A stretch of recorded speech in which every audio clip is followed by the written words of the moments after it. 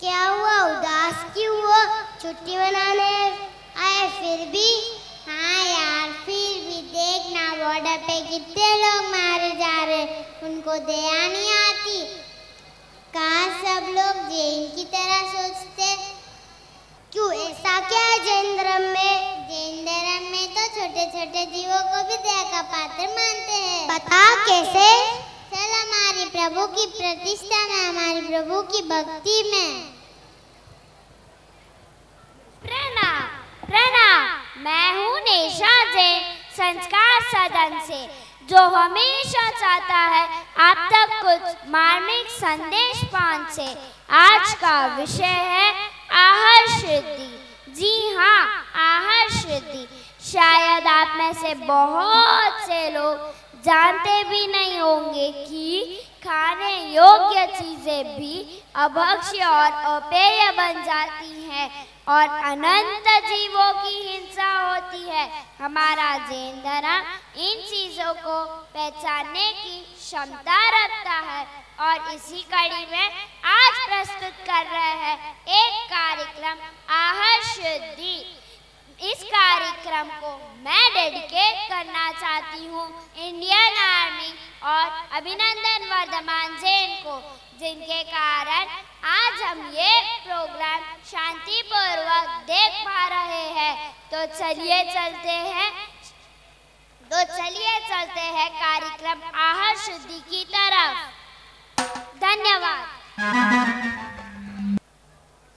मैं बख्शू, मैं 22 प्रकार में विभाजित हूँ। मैं सबको बहुत ही पसंद आता हूँ। मैं बासी होते हुए भी सबको बहुत टेस्टी लगता हूँ। अरे देखो मेरे पीछे मेरी सेना आ रही है। मैं देई हूँ। दो रात तक बासी नहीं होता, तीसरे दिन बासी हो जाता हूँ। इसीलिए मेरा उपयोग ध्यान से करना। हाँ, धन्यवाद। जय जिनेंद्र, मैं अंकुरित आहार। मैं बख्श होते हुए भी अबख्श हूँ। मुझे आप अबख्श क्यों बनाते हो? मैं रात भर पानी में भीगा रहने से अनंत काय बन जाता हूँ। आप सब मेरी इस बात को याद रखना, भूलना मत। धन्यवाद। ज्ञानी मुझे द्यूदल कहते हैं, लोग मुझे कटोल के नाम से भी जानते। मैं कच्ची दही छाछ में दाल का मिश्रण होने से बनता हूँ। मिश्रण होते ही मुझ में बेइंद्र जीव पैदा होते, इसके लिए मैं अभक्ष्य हूँ। ये चीजें सिर्फ एक साथ खाने से ही नहीं, बल्कि इनके बर्तन एक साथ धोने से और हाथ पोंछने के नैपकिन एक साथ धोने से द्यूदल होता है। महाभारत ने कहा है कि कच्चे गोरस के साथ कटोल खाने से मांस भक्षण का दोष लगता है। धन्यवाद। मैं फलों का राजा हूँ। नहीं, मैं दिलों का राजा हूँ। पर क्या करूँ, राजा होते हुए भी आदरा न चाहता के बाद राज नहीं कर सकता। फिर मैं भी अभक्ष बन जाता हूँ। क्या बन जाता? अभक्ष। धन्यवाद। मैं कैसी हरी सब्जी हूँ जो 4 महीने काम आ सकती हूँ। फागुन चातुर्मास के बाद परमात्मा ने मुझे अभक्ष कहा है। जैसे ही मेरा नाम धनिया, पुदीना, भाजी आदि है। Thank you. मैं खाने में बड़ा टेस्टी होता हूँ। क्या मुझे पहचानते हो? मैं कौन हूँ?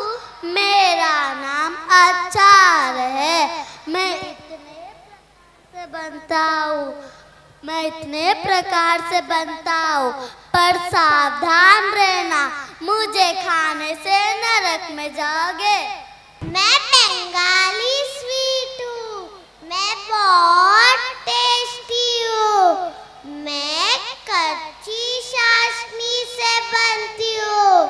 आप मुझे एक दिन नहीं खा सकते हो, दूसरे दिन में अभक्ष बन जाती हूँ, इसलिए आप मुझे सोच समझ कर खाइएगा। Thank you. मैं गेहूँ आदि धान का आटा हूँ, मेरा समय सर्दी में 30 दिन, गर्मी में 20 दिन, बारिश में 15 दिन चलता हूँ। मुझे यूज करते वक्त मेरे समय का ध्यान रखना। मैं बेसन का आटा हूँ, मेरा समय सर्दी में 20 दिन, गर्मी में 15 दिन, बारिश में 10 दिन चलता हूँ। मुझे यूज करते वक्त मेरे समय का ध्यान रखना। धन्यवाद। मैं जीबू, मुझे टेस्टी टेस्टी खाना बहुत अच्छा लगता है। मुंह से लात बकती है। अगर हमें सही पथ पर चलना है, मनुष्य भाव को सफल करना है, तो अपने स्वाद को त्याग कर आहार शुद्धि का पालन करना होगा। मुझे अपने वश में करके अपनी आत्मा को महात्मा बना सकते हो, समझे? याद रखना मेरी बात, नहीं तो नरक में जाओगे। Thank you. तूने सच्ची कहा मेरे दोस्त। ऐसे दिन शासन को तो नमन है, ऐसे दिन शासन को नमन है। आपने देखा कि 6 साल के बच्चे कितने सरल शब्दों में आहार शुद्धि का संदेश दिया। मैं आशा करती हूँ कि आप इसका पालन करके जैन धर्म का गौरव बढ़ाएंगे। मैं इंडियन आर्मी को सैल्यूट करती हूँ क्योंकि जैन मुनि ने भी उनका सपोर्ट किया, तो क्या हम नहीं कर सकते? तो चलो चलते हैं।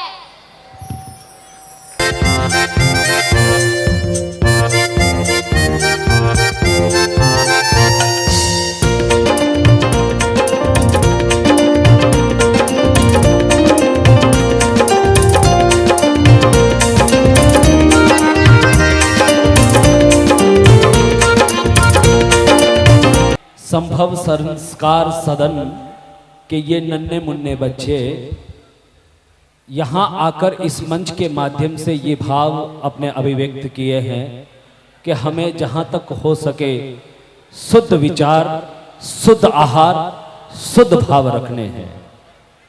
और जब शुद्ध आहार होगा तभी शुद्ध विचार होंगे, और शुद्ध विचार होंगे तो ही उस मन मंदिर में परमात्मा का वास होगा।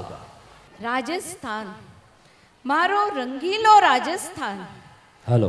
अपोरे सबरी जन्मभूमि है राजस्थान, अपार तीर्थोरी पवित्र भूमि है राजस्थान। राजस्थान री कतरी वखाण करो वतरी कम है।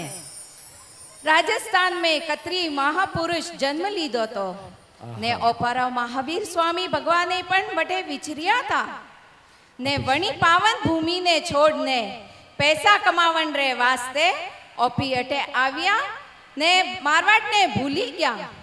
ओपी वार त्योहारे तो मारवाड़ जाओ, पण ओपारा टाबरा ने तो थोड़ा दारा पसे खाली फोटो में देखोला ने भाया एडू ना करनु ओपरे। थोड़ा थोड़ा दाड़े मारवाड़ जाता रियो तो राजस्थान री महिमा ओपोरे मन में रही ने ओपोरे टाबरा ने पण याद रहीला। तो आज अटे बेटा बेटा हालो आप सब लोगों ने मारवाड़ी सैर करावू। हालो मारे साथे देखण ने मारो रंगीलो राजस्थान। गोरे धोरारी धरती रो बिच रंग पाड़ारी धरती रो पीतल पाथल री धरती रो मीरा करमारी धरती रो कितरो रे करा में बखान कण कण सु गूंजे जय जय राजस्थान। गोरे धोरारी धरती रो बिच रंग पाड़ारी धरती रो पीतल पातल री धरती रो मीरा करमारी धरती रो कितरो रे करा में बखान कण कण सु गूंजे जय जय राजस्थान।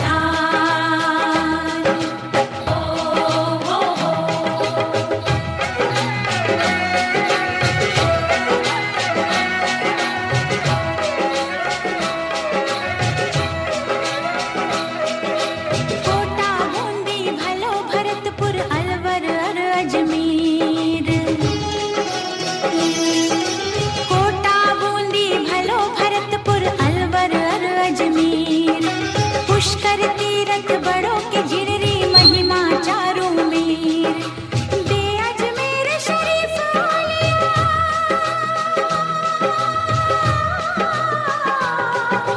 दे अजमेर शरीफ आलिया नित सतरो परमान के कितरो रे करा में बखान कण कण सु गूंजे जय जय राजस्थान।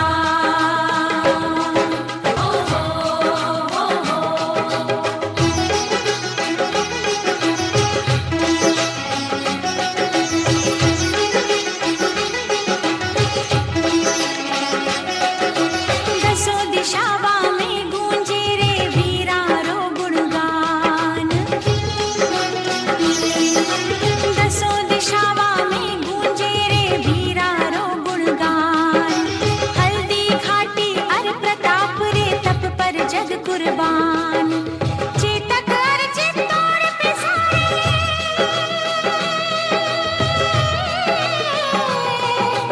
चेतक अर चित्तौड़ पे सारे जगने हैं अभिमान के कितरो रे करा में बखान कण कण सु गूंजे जय जय राजस्थान।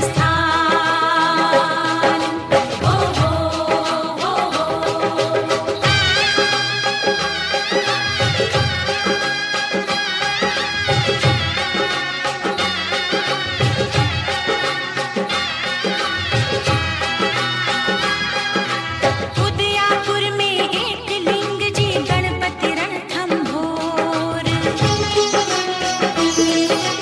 उदयापुर में एक लिंग जी गणपति रणथंभोर। जयपुर में आमेर भवानी जोधाणे मंडोर। बीकाने में करणी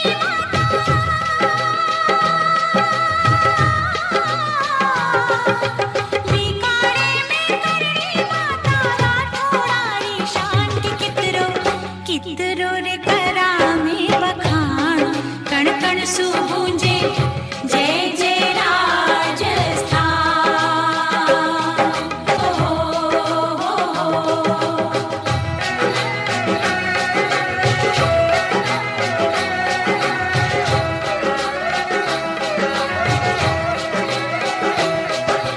मजला कर पूजा गई धर्म जला कर पूजा गई धर्म जला कर पूजा गई धर्म जला कर पूजा गई धर्म जला कर पूजा गई धर्म जला।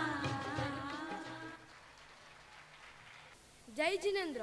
बोलिए श्री संभवनाथ भगवान की जय। परम पूज्य आचार्य भगवान अजीत शेखर सुरेश्वर जी महाराज साहेब और परम पूज्य आचार्य भगवान विमल बोधि सुरेश्वर जी महाराज साहेब एवं समस्त साधु भगवान और परम पूज्य श्री अरिहंत प्रभश्री जी महाराज साहेब एवं समस्त साध्वी जी भगवान की प्रेरणा व असीम कृपा से हमारे कौस्तुभा निवास के चमकते सितारे के द्वारा एक सुंदर नाटिका प्रस्तुत करने जा रहे हैं जिसका नाम है धर्म ध्वजा जब फहराए लहर लहर क्या बतलाए। तो पेश है एक नाटिका के रूप में एक हकीकत। बेबी सुनते हो, पिया पिया कुछ आवाजें आ रही है। लगता है दिल पिक्चर का सॉन्ग है ना। ओ पिया पिया, ओ पिया पिया, लगता है उसी का कुछ न्यू वर्जन आया है, तभी बाहर आजकल यही बजता रहता है। ये कोई गाना वाना नहीं है, ये तो मंत्रोच्चार है। ओम पुण्यहाम पुण्यहाम प्रियंताम प्रियंताम। वाह सरस, कितना आनंद आ रहा है यह सुनकर। जब इसके सुनने मात्र से मन इतना प्रसन्न हो रहा है तो सोचो कि इसका प्रत्यक्ष दर्शन करने से मन कितना प्रफुल्लित होगा। अच्छा हुआ घंटी बज गई, अभी इनका प्रवचन तो नहीं सुनना पड़ेगा। बेबी 1 मिनट, मैं अभी जाके देख के आती हूँ कौन आया है। बेबी सुनते हो? हाँ कहो, कौन आया है? वो पन्नालाल जी, मोहन जी और अक्षय भाई, सब लोग आपसे मिलने आए। अच्छा, मैं अभी आता हूँ। पन्नालाल जी, मोहन जी, अक्षय भाई, धन्य भाग हमारे जो आप हमारे घर पधारे। कहिए कैसे आना हुआ? श्री जिनशासन प्रेमी महामंत्रोपासक श्रेष्ठ वन्य आदरणीय ज्ञानचंद जी हमारा जय जिनेन्द्र स्वीकार करें। जय जिनेन्द्र। जय जिनेन्द्र। आज मैं सब अतरा राजी हुआ के मुझे कीकन को का को मोरे मंदरी बात असंभव को संभव करने वाले संभवनाथ भगवान की जय जयकार हो। बोलो श्री संभवनाथ भगवान की जय। घना वर्षों थी जो विजयवाड़ा वालों रू अपनू है वो हमें पूरु व्यवहार आवे रियो है। बारो हेंगोरे औको में दी खुशी रा आंसू तक आया पाए। यह नजारा देखकर हर नगरवासी के मुख से एक ही सब निकल रहा है, आखिर संभवनाथ दादा ने सभी संभव कर ही दिखाया। गुरु भगवंत और ने पूरो संग्रह हाथ बेवाती बे संभवनाथ भगवान रा मंदिर बनिया ने हमें वनन विराजमान करवारो समय आवी गयो। हमें प्रतिष्ठा रा धन पाकती आवे रिया है तो थोरे आमनु रियो न हैंग कौम पाड़े रेन कर आमनु रियो आ थोरी जवाबदारी। आप सब परिवार सभी कार्यक्रमों में जरूर जरूर पधारना। हाँ जरूर जरूर, क्यों नहीं। जय जिनेन्द्र। जय जिनेन्द्र। बेबी ये सब किसकी बातें कर रहे थे? संभव, सपना, क्या किसी की सगाई के इनविटेशन कार्ड देने आए थे? हे देवानुप्रिय, ये तो संभवनाथ दादा के भव्य अंजन शलाभ महोत्सव के उपलक्ष्य में आए थे। प्रभु मिलन के लिए, प्रभु से प्रीत करने के लिए उन्होंने संभवनाथ दादा के रहने के लिए एक नहीं बल्कि 2 भव्य जिन मंदिर बनवाए ताकि कोई भी उनके दर्शन से वंचित न रह जाए। अब फिर से इनका प्रवचन शुरू। चलो टप्पू की मम्मी, चलते हैं, महाराज साहब के प्रवचन का वक्त हो गया है। दिन भर तो आपका प्रवचन सुनती रहती हूँ, वो क्या काफी नहीं है? नो बेबी, अभी आप जाओ, मेरे तो काम वाली के आने का टाइम हो गया है। अगर वो लॉक देकर चले गए तो पूरा काम मुझे अकेले खो ही करना पड़ेगा, और अगर मैं काम ही करती रही तो मेरे किट्टी पार्टी में भी लेट हो जाऊंगी, और अगर मैं मेरे किट्टी में लेट हो गई तो मुझे 50 रुपये फाइन भरने पड़ेंगे, गेम भी नहीं खेलने देंगे। सो अलग। ठीक है, मैं चलता हूँ। सेठानी व्याख्यान में जाने से मना कर देती है और सेठ जी व्याख्यान में जाते हैं और वहाँ क्या देखते हैं? देखिए व्याख्यान हॉल का नजारा। एडी से जावा दे मैंने। शांति, हिंगी ठकोन है, बाहर जाओ, जरे डिसिप्लिन थी रियो। कोई आवाज नहीं करता, धके पुटे नहीं बहता, बातों नहीं करता, तो पट से अटे उपाश्रय ने मंदिर में आवो, जरे डिसिप्लिन भूलो पागे, मैनर्स भूलो पागे। गुरुजी हमारो अंतरनाथ, हमने आपो आशीर्वाद। गुरुजी हरको हरको हमारो हरको साहेब जी पधारे। मंगलम भगवान वीरो मंगलम गौतम प्रभु मंगलम सुलिभद्राद्य जैन धर्मोस्तु मंगलम। आप श्री संघ ने बड़े ही उल्लास के साथ यह भव्य मंदिर की रचना की है और ये बड़े ही उत्सव के साथ अंजन चला का प्रतिष्ठा शुरू होने जा रही है, इसलिए 13 नौकर का कौशक करे। ये हालत बनाना चालू भी रही है। ये हाँ चालू हुई भी है। ए हाँ चालू भी ऑपे पण जा। એ હો હો હાલ ઓપી જાઓ हेल એ મને જવા દે આગે મારી લેટ વેર્યું है ये तू धक्के क्यों आई? मुँह फर्स्ट थी ने ये मारे पण जानू कर कार्य टाइम पे रही है। मारे पण लेट वेरिया मने ही जावा दो। आँखों में शर्म नहीं तो कुछ भी नहीं, खून यदि गर्म नहीं तो कुछ भी नहीं।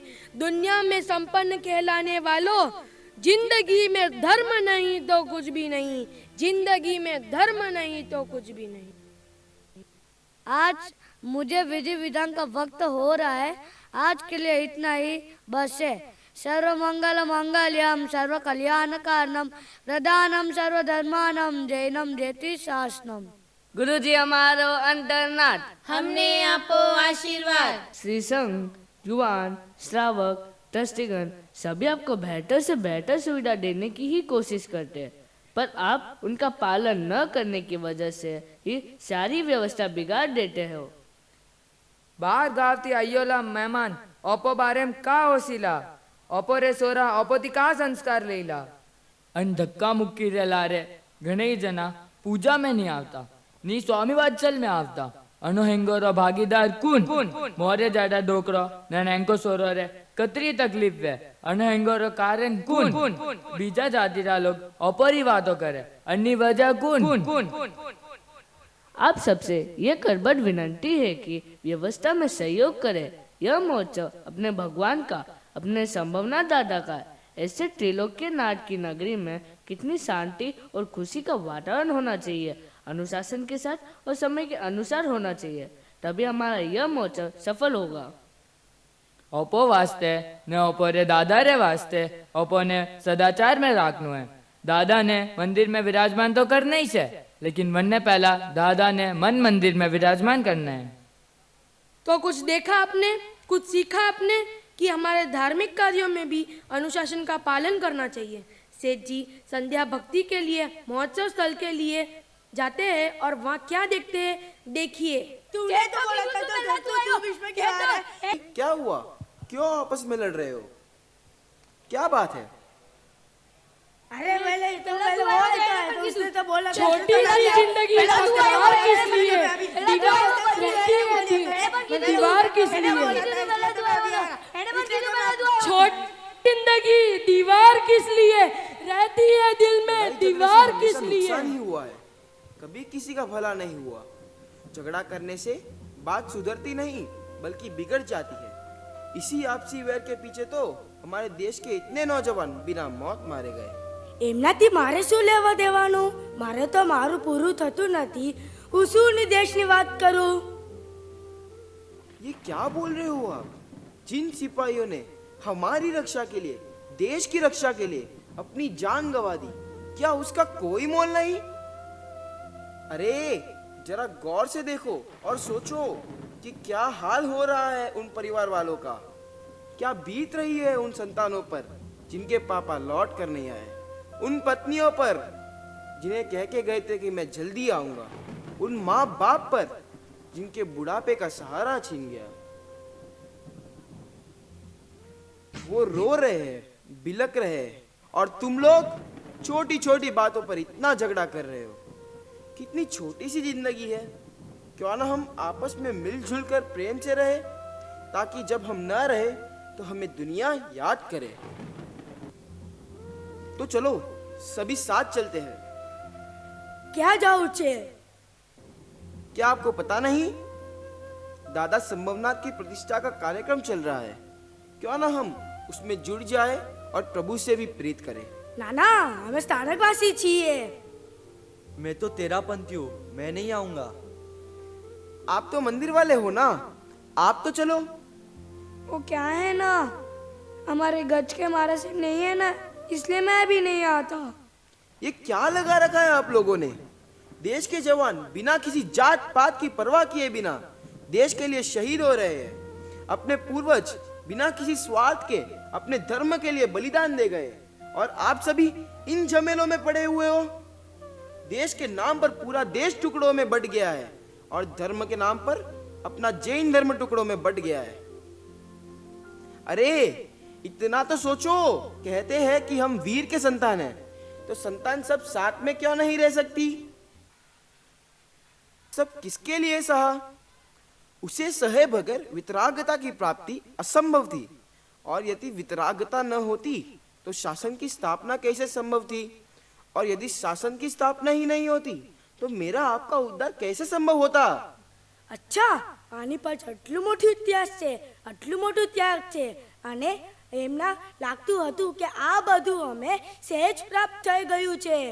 हाँ हाँ, आप बिल्कुल सही कह रहे हो। जिस प्रकार देश के लोग एक नहीं हुए तो दुश्मनों ने हमारे ऊपर हमला कर दिया, उसी प्रकार हम जैन धर्म के अनुयायी होने के बावजूद गज और पंथ में ही अटके रहे या आपस में नहीं जुड़े या एक नहीं हुए तो कोई अन्य धर्म इसका फायदा उठाकर अपने धर्म को नष्ट कर देगा। इसके कई उदाहरण हमें देखने को मिलते हैं। हाँ भाई, तभी तो हमारे इतने महाराज साहब के आए दिन एक्सीडेंट किए जाते हैं। और तो और हमारे प्राचीन तीर्थ अंतरिक्ष जी, केसरिया जी, शिखर जी और गिरनार जी तीर्थ भी कितने संकट में हैं। और अब हमारा शाश्वत तीर्थ पालितना भी। આ પડી કમજોરીના વજહથી તપસ્યાઓ પર આંગળી ઉઠાવવા લાગે છે કે આ ખોટું છે, ઓલું ખોટું છે। तो ये बढ़ावा कौन दे रहा है? कभी किसी और धर्म की बात चर्चा में आई है भला? किसी की हिम्मत नहीं कि कोई इस्लाम धर्म या ईसाई धर्म के खिलाफ कुछ बोल सके। क्यों सिर्फ जैन धर्म के पीछे सभी हाथ धोकर पीछे पड़े हुए हैं? क्यों? इन सब कारण से ही उनकी चालें कामयाब होती जा रही है और हम अपने ही हाथ अपने जैन धर्म को नष्ट कर देंगे। नहीं नहीं, ऐसा नहीं होना चाहिए। हमें मिलजुल कर एक साथ सभी काम करने चाहिए। आखिर लक्ष्य तो सबका एक ही है, फिर रास्ते क्यों अलग अलग? हाँ हाँ, बिल्कुल सही बात है। हम आज से और अभी से तेरा मेरा छोड़कर एक होकर सभी धार्मिक कार्यों में सहयोग देंगे और एकता के साथ सभी मुश्किलों का सामना करेंगे, ताकि कोई हमारे धर्म का, तीर्थों का, श्रमण श्रमणी वृंदों का, साधर्मिक का बाल भी बाका ना कर सके। कहीं पर धर्म बनते हैं तो कहीं पर ईमान बनते हैं, कहीं पर हिंदू बनते हैं तो कहीं पर सिख बनते हैं, कहीं पर ईसाई बनते हैं तो कहीं पर मुसलमान बनते हैं। हमारे संभवनाथ दादा के पास आकर तो देखो मेरे दोस्तों, या इंसान भी सच्चे श्रावक बनते हैं, या इंसान भी सच्चे श्रावक बनते हैं। जिस प्रकार देश की रक्षा के लिए सैनिक तत्पर रहते हैं, उसी प्रकार जिनशासन की रक्षा के लिए अरहम वीर विया ग्रुप जागृत है। महाराज साहिब के वीआर में, वयावच में हमेशा तत्पर रहते हैं। हमें भी उनके साथ मिलकर अपना योगदान देना चाहिए। बोलो श्री संभवनाथ भगवान की जय। जैनम जयति शासनम, जैनम जयति शासनम, जैनम जयति शासनम, जैनम जयति शासनम, जैनम जयति शासनम, जैनम जयति शासनम, जैनम जयति शासनम, जैनम जयति शासनम, जैनम जयति शासनम। प्रभु महान है इस जग में, प्रभु महान है इस जग में, उन्हीं की शान है इस जग में। हम तो बूंद भी नहीं सागर है ये, हम तो बूंद भी नहीं सागर है ये। कृपा इन्हीं की बसी है हमारे हर रग में, कृपा इन्हीं की बसी है हमारे हर रग में। इन्हीं की कृपा से आज कस्तूरबा निवास के सभी बच्चों के फाइनल एग्जाम्स, बोर्ड एग्जाम्स होते हुए भी अपने संभवनाथ दादा के महोत्सव में जुड़ गए।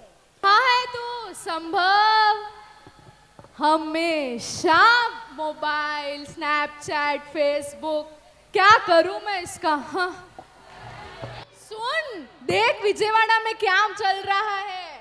क्यों मम्मा, क्यों क्यों मम्मा? विजयवाड़ा में जिनशासन की जय जयकार हो रही है। विजयवाड़ा में संभव प्रभु की प्रतिष्ठा होने जा रही है। जिनशासन महान है। मम्मा, ये महान महान क्या लगा रखा है? मेरी समझ में भी तो कुछ नहीं आ रहा है। क्या करूं मैं इस जनरेशन के बच्चों का? हाँ, तेरे को चल, मैं श्रावस्ती नगरी लेके चलती हूँ, उधर तेरे को सब पता चल जाएगा। और आप लोग बैठे क्यों है? आप भी चलिए मेरे साथ।